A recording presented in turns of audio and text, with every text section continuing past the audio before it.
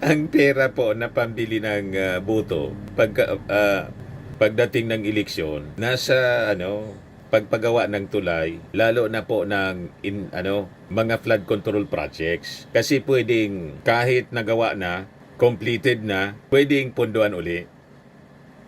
Yan ang ginagawa nilang sistema. Discovery po sa DPWH budget. Kaya nang tanungin si DPWH Secretary Vince Dizon tungkol sa budget niya sa DPWH kasi dinidefend niya sa Committee on Appropriations. Budget hearing kasi. Sabi ni Vince Dizon, Your Honor, baka pwede ninyo kaming bigyan ninyo akong kunting pagkakataon, 2 o 1 linggo para ripasuin yung budget kasi kahit ako confused, ang daming problema.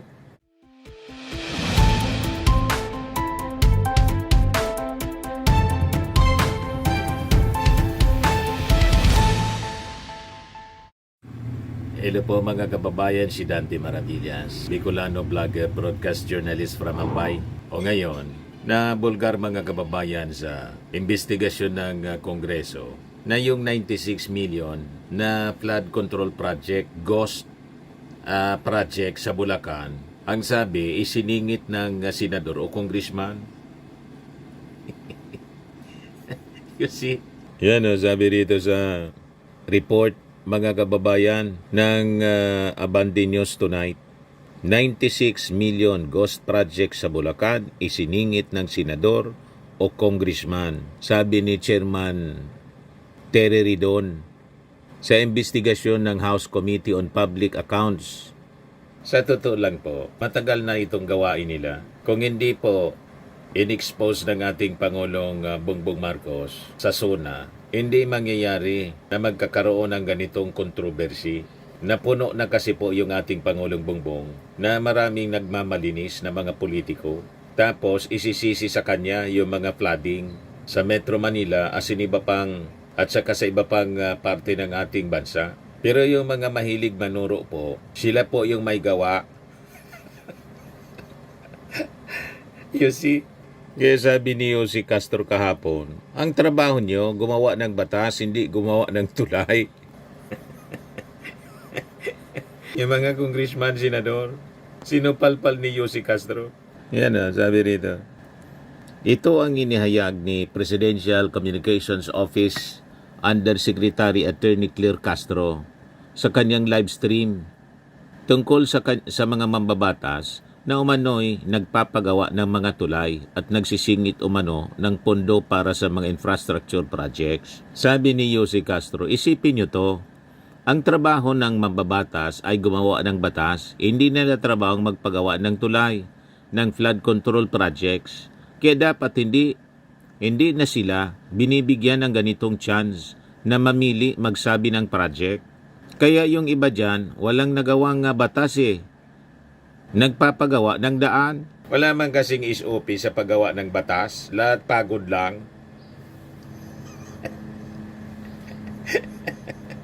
Ang pera po na pambili ng boto pagdating ng eleksyon, nasa pagpagawa ng tulay, lalo na po ng mga flood control projects. Kasi pwedeng kahit nagawa na, completed na, pwedeng punduan uli.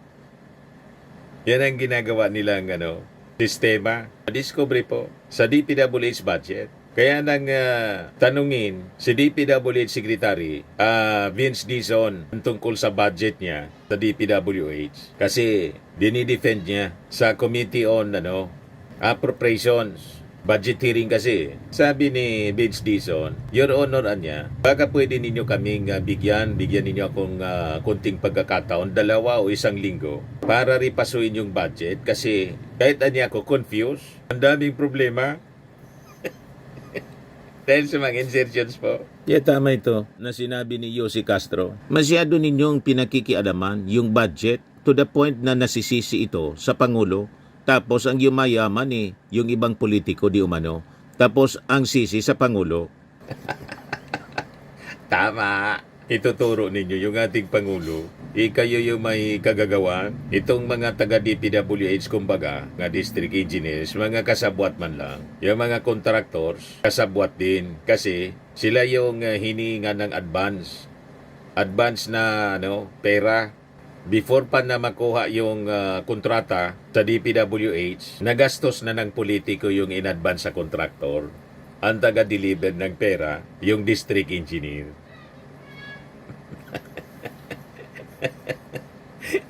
Nakita na ninyo ang sindikato po? Sabi dito, 96 million ghost project sa Bulacan, isiningit ng senador o congressman, sabi ni Congressman Terry Ridon.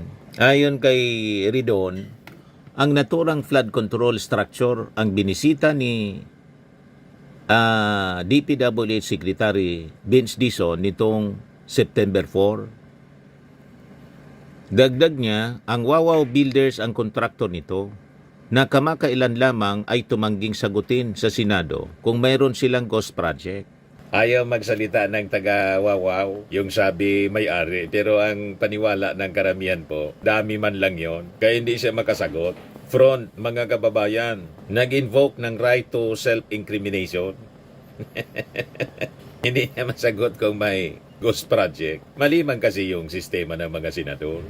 Dapat hindi sila nagtanong kung may ghost project doon sa Wawaw Builders. Dapat may document sila na isasampal nila doon sa taga-Wawaw na nagsasabi na kobra na yung pera pero walang proyekto na inimplement. Dapat ganun po. Halatang grandstanding lang yung mga senador para magpilato. Tama ba ang ating observation? Saad ni Ridon, wala ang proyekto sa National Expenditure Program or NEP, gayon din sa General Appropriations Bill o GAB ng 2024. Pero anya, ito po ay nasa General Appropriations Act. Ibig sabihin, ito po ay congressional insertion, sabi ni Ridon. Ang ibig pong sabihin nun, yung line item na yon, itong ghost project na ito, ay congressional insertion noon pong Bicameral Conference Committee. Doon siya isiningit. Yun anya ang dapat nating itanong ngayon sa Senado at sa Kongreso. Kanino pong proyekto ito? Sino po yung proponent nito? Is it something that has been inserted by Congress? Is it something that has been inserted by Senate? Patuloy pa ni Congressman Ridon. So malamang sa malamang, ang salarin po, yung mga umupo sa BICAM na binubuo ng Senado at ng Kongreso.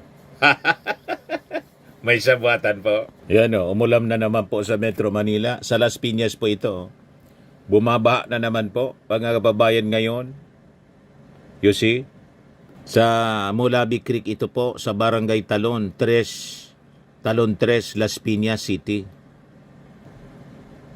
O ngayon, i-share ko sa inyo itong report ng PCIJ kung sino itong mga pinangalanan ng mga senador na ang sabi may ugnayan sa mga kontratista. Report ito ng People's Tonight. Sabi diyan, Escudero, Villanueva, Bongo, may ugnayan sa government contractors. Sa bagay, public knowledge na rin po ito. Lahat ito nagponsyo Pilato. Report siya ng PCIJ. Ayon sa PCIJ, ito ay dahil sa campaign donation na natanggap ni na Escudero at Villanueva noong 2022 elections. Habang ang CLTG Builders at Alfrego Builders ay mga negosyo ng pamilya ni Bongo. Si Escudero inamin na tumanggap siya ng 30 million na campaign na donation galing kay Lubiano, yung kontraktor, at inamin din ni Lubiano. Meanwhile, si Joel Villanueva tumanggap din ng 20 million nang tumakbo siya sa pagkasenador noong 2022. Galing naman sa New San Jose Builders Incorporated. Pero ayon kay Villanueva, walang kontrata sa gobyerno ang New San Jose Builders nang mag-donate daw ito sa kanya. Ngunit ayon sa ulat ng PCIJ, may kontrata ang naturang construction firm sa gobyerno sa naturang panahon. Padaling sabi, nagsinungaling si Joel Villanueva. Booking siya ngayon ng PCIJ, Philippine Center for Investigative Journalism. Kaya nakita ninyo si Joel Villanueva, hindi man siya tinatanong, nauna nang nagdepensa. wala pang tanong, may sagot na. Pag ganyan po, sabi ng mga behavioral scientist, pag ganyan niya yung tao, yan manifestation ng guilt. Guilt. Hindi pa tinatanong, may sagot na. Hindi pa inaakusa, may depensa na kaagad. Nagsalita na agad. Nauna na. Si Joel Villanueva, pati si Bongo.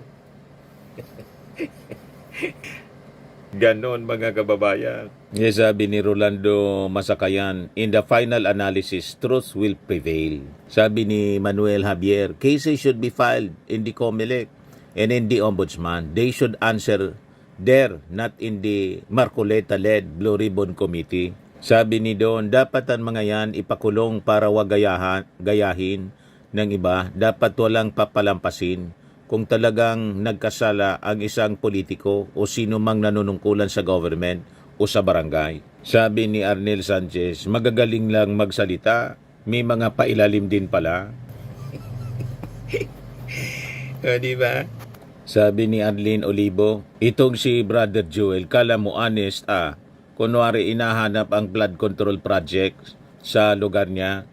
Sabi ni Pilo, 3 itlog na yan sa Senado ay dapat imbestigahan at kung mapatunayan liable, dapat makulong para hindi pamarisan. Sabi ni Reggie Bautista, magkakamukha silang 3. Sabi ni Natalie State, nagmamalinis at puro kasinungalingan itong mga senador na to, mga kurap.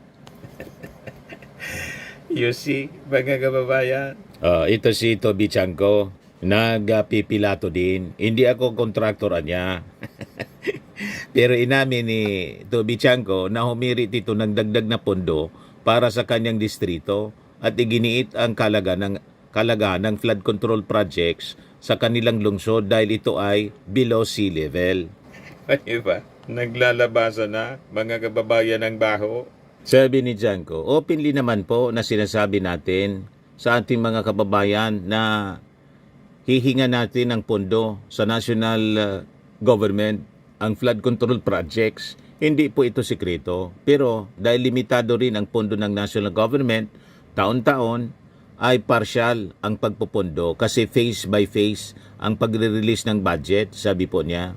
Pero giniit ng mambabatas na walang siyang kinalaman sa paggawa ng program of works at sa bidding ng mga proyekto. At yan ay bagay na never ko pinakialaman. Hinamo naman ni Chanko si Ako Bicol Party List Representative Alfredo Garbin na wag ilis ang issue. 529 million was the amount approved in the BICAM from the request for additional funding for Nabotas, and I could not have made any insertion kasi hindi ako member ng BICAM. Hindi man kailangan na member ng BICAM siguro para mangyari ang insertion. Basta't may mga kontak ka sa loob.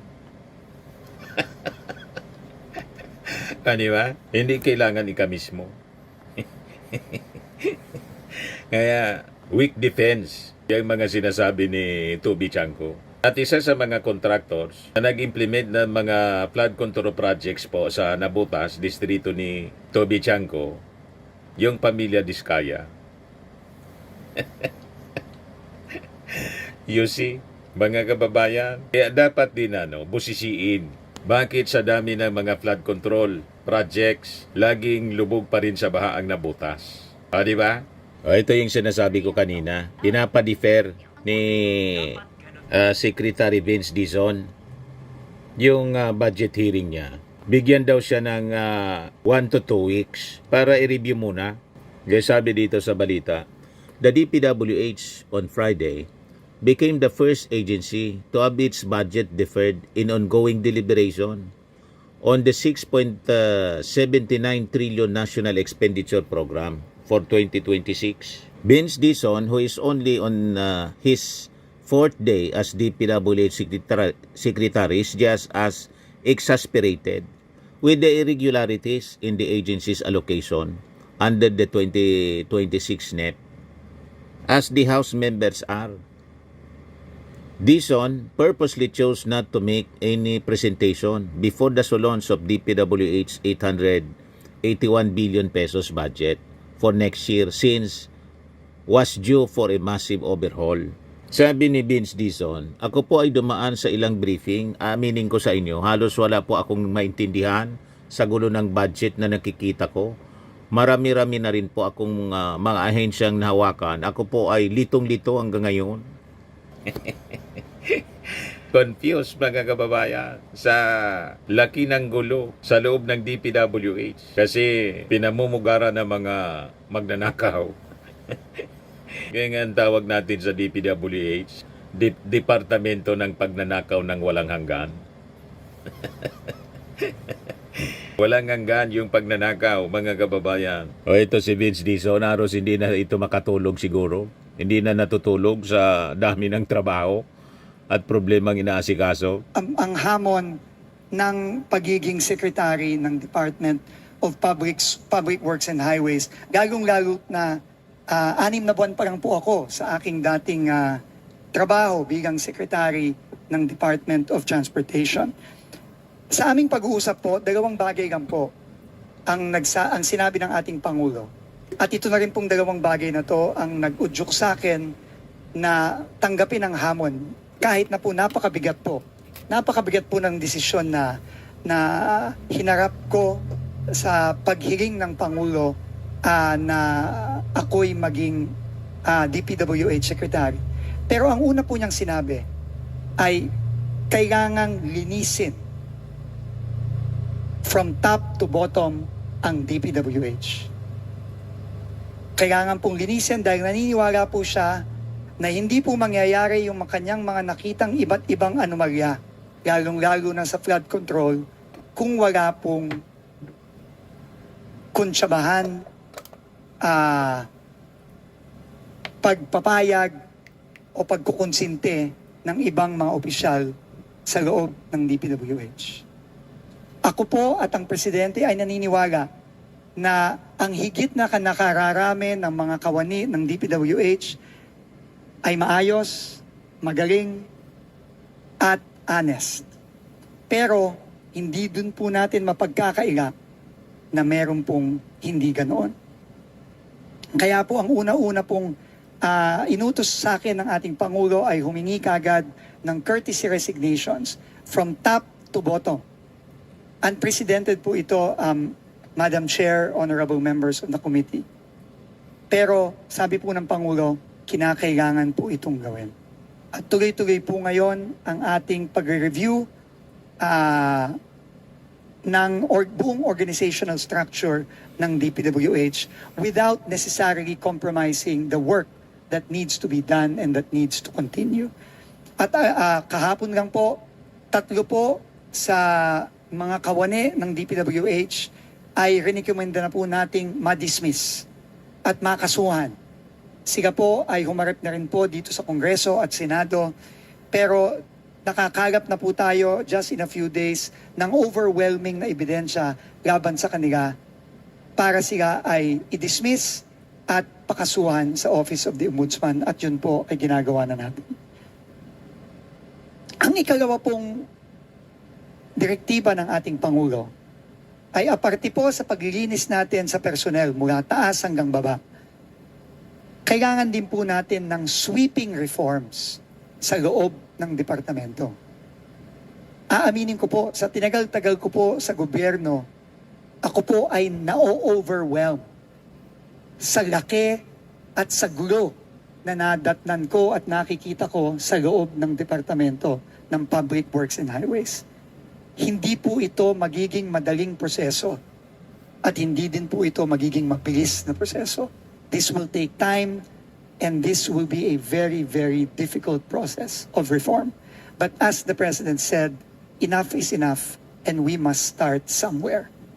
Kaya po nag-commit po ako sa ating Pangulo at sa inyo po at aming mga mahal na representatives ng ating mga kababayan na magre-reforma po tayo hindi lamang po sa proseso ng budget. Doon po marami po akong nakikitang kailangan reformahin. At yun po ay nagpapasalamat po ako sa ating mga miyembro ng Kongreso. Ang problema, yung mga karap niya, baka kasabwat. Talagang ang hirap po. Ang kinakarap na challenge ni DPWH Secretary Vince Dizon. Kasi sabi ni Vince Dizon, ang korupsyonan niya nagsisimula sa procurement And in fact, hindi lang sa procurement, sa pagbabudget pa sana. Pagbabudget pa lang mga kababayan, nakadesinyo na para nakawin yung pundo. O di ba? Kaya nga po, controversial itong sinasabing insertions. Doon sa mga insertions, bilyon-bilyon. Doon nangyayari ito sa mga ghost projects, mga kababayan. Yung iba, tapos na, pinondoan uli para may kukubrain na lang. Ganon katindi po ang nakawan sa DPWH. Pero nasa likod siyempre, yung nag-insert, ginamit lang ito mga kontraktor, ginamit lang ito mga engineers. Madaling sabi po, mga politiko ang nasa likod. Kaya ang ginawa po, pina-courtesy resignation. Lahat ng mga district engineers, pati USEC, regional directors, assistant secretary, yung mga heads, pina-courtesy resignation. At karamihan, if not all, dito sa mga district engineers, mga bata-bata yan ang mga congressmen. Congressman na nasa likod o kung hindi, senador para sa pag-implement ng kanilang pondo mula sa kanilang pork barrel. Yung sinasabing wala ng pork barrel, maniwala kayo? Ganon ang mga strategy nila, mga kababayan. Na matapang po nilang isiniwalat at inilabas ang mga nakita nilang mga problema dito sa 2026 NEP. Yung pong mga proyektong completed na pinopondohan pa rin. Yung You pong see? mga double entry Double entry. na isang proyekto pero dalawang entry at therefore dalawang budget. Tindi po. Yan po ay kailangan po hindi lamang malaman ng ating mga kababayan pero kailangan po nating ayusin at kailangan po nating tanggalin.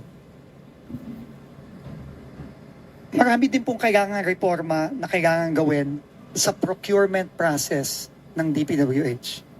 Diyan po nagsisimula ang korupsyon.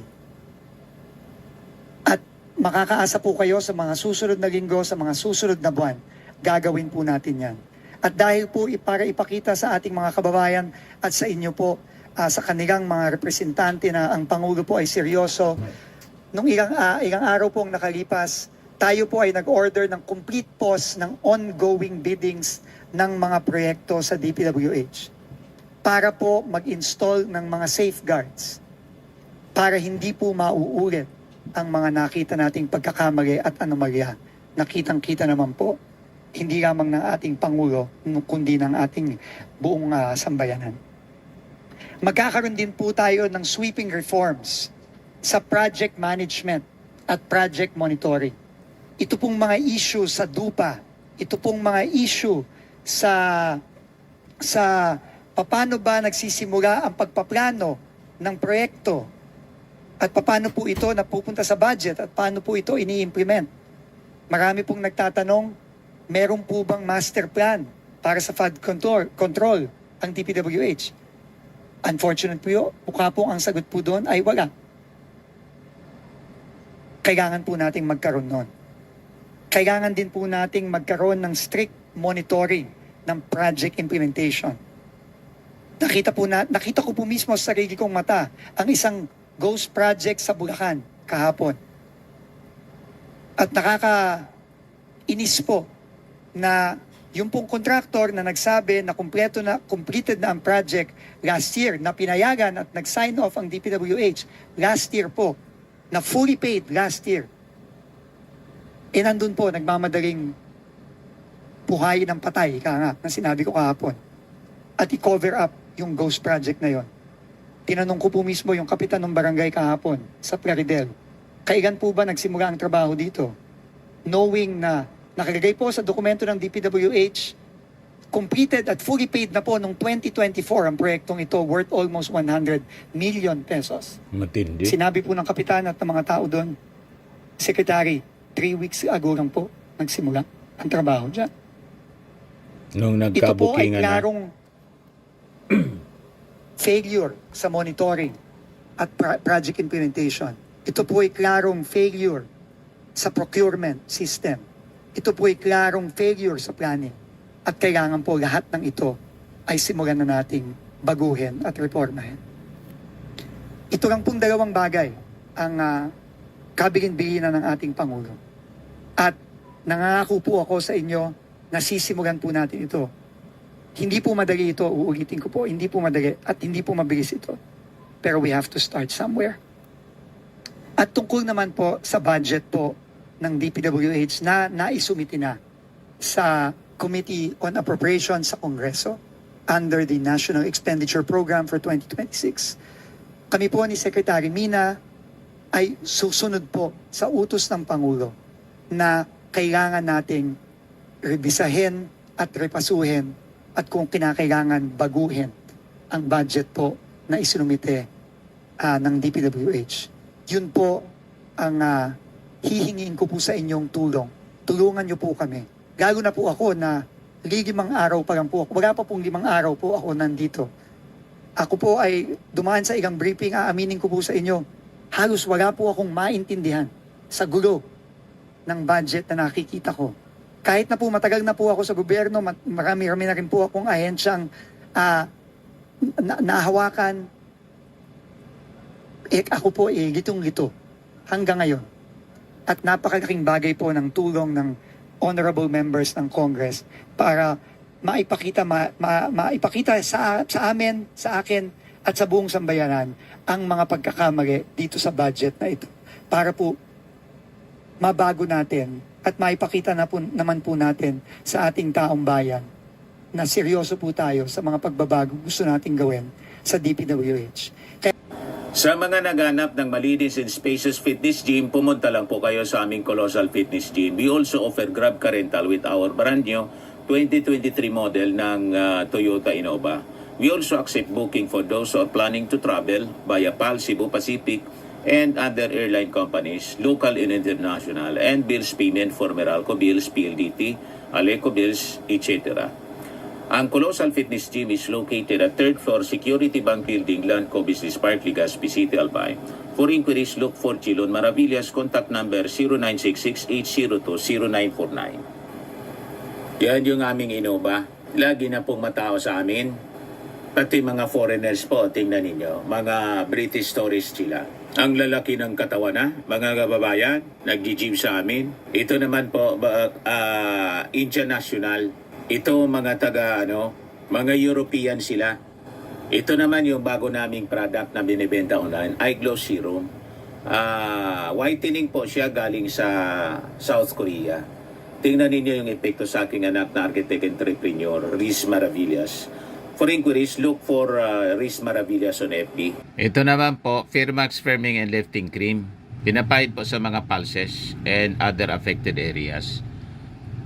Mainam po ito sa mga pains at paninigas ng mga kaso-kasuan. Ito po, Automax Radiant Serum. Sa mukha naman yung application. Anti-aging po siya. You will look 10 years younger than your age. Ito naman po yung bagong product naming binibenta online. I am worldwide amazing pure organic barley powdered drink mix from Australia. Endorsed by cancer survivor, actress Maritoni Fernandez. Yan pa po yung iba pang mga celebrity endorsers ng ating product. Yung gusto na mag-order nito at magnegosyo, contact niyo lang po kami. Pwede po sa messenger ko, Dante Maravillas, or sa aking anak, Chris Maravillas. Ito naman po, doon sa mga mahilig sa mga imported bags and wallets, dumiretso na lang kayo sa Eileen Closet kay Ma'am Eileen Rosales. Nakabase siya sa Amerika.